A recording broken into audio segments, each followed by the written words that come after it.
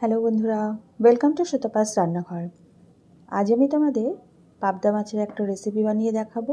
এর আগেও আমি পাবদা মাছের অনেকগুলো রেসিপি বানিয়ে দেখিয়েছি, তবে আজকের রেসিপিটা কিন্তু একদম অন্য ধরনের। তাহলে চলো দেরি না করে রেসিপিটা শুরু করা যাক। আজকে বানাবো মালাই পাবদা। তো কিভাবে বানাই চলো দেখে নেওয়া যাক। এখানে আমি 6টা পাবদা মাছ নিয়ে নিয়েছি। মাছটা ভালো করে ধুয়ে নুন হলুদ মেখে রেখেছি।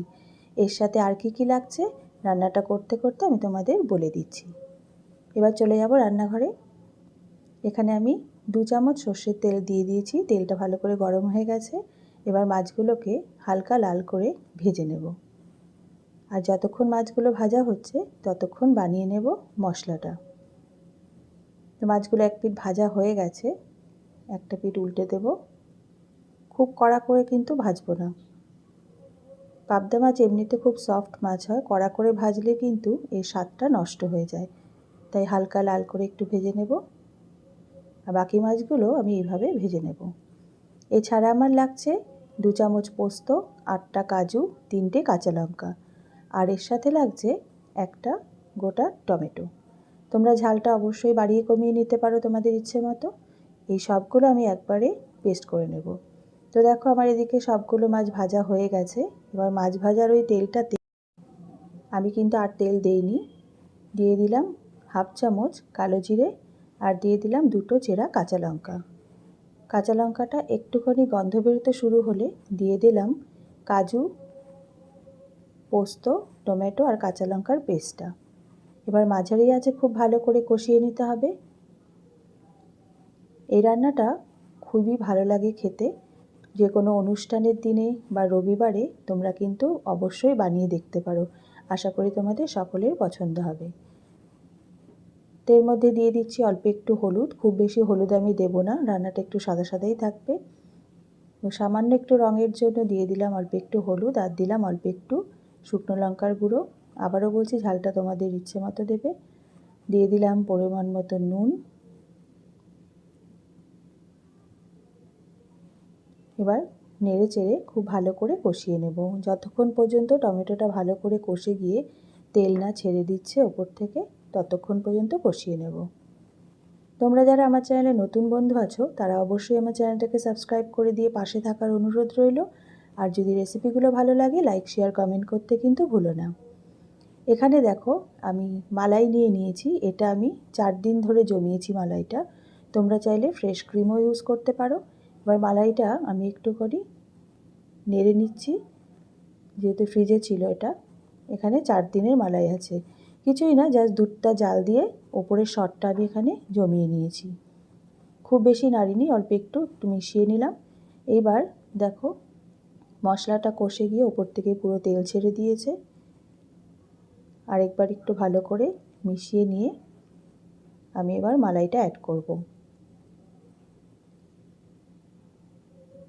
আমি পাবদা মাছের আরও অনেক রেসিপি শেয়ার করেছি, তোমাদের যদি ইচ্ছে হয় তোমরা দেখে নিতে পারো। প্রত্যেকটা রেসিপিই কিন্তু খুবই সুস্বাদু, তোমরা ট্রাই করে দেখতে পারো। তো এবার মালাইটা অ্যাড করে দিলাম।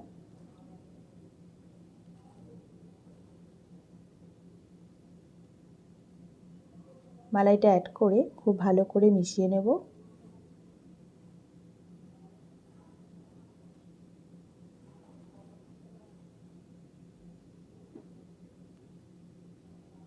এক দেড় মিনিট একটু ফুটতে দিয়ে তারপরে গ্রেভির জন্য আমি হালকা উষ্ণ গরম জল অ্যাড করব। গ্রেভির জন্য তোমরা যে যেরকম গ্রেভি রাখতে চাও সেরকমভাবে জলটা অ্যাড করবে।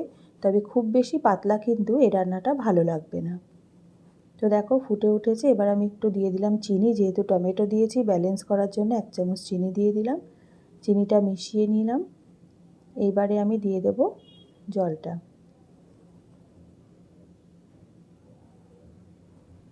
পাবদা মাছ এমনিতেই সফট মাছ, তোমাদের আগেই বললাম। খুব বেশি রান্না হতে সময় লাগে না, তাই সামান্য জল আমি এখানে অ্যাড করলাম জাস্ট মাছটা ভালো করে ফুটিয়ে নেওয়ার জন্য। একটু নেড়ে নিয়ে এবার ঝোলটা ফুটতে দেব।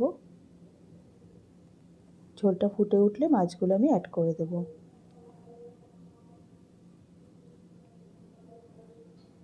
তো তো দেখো ঝোলটা ফুটে গেছে, 1-1.5 মিনিট ফুটিয়ে নিয়ে এবার আমি ভাজে রাখা মাছগুলো দিয়ে দিলাম।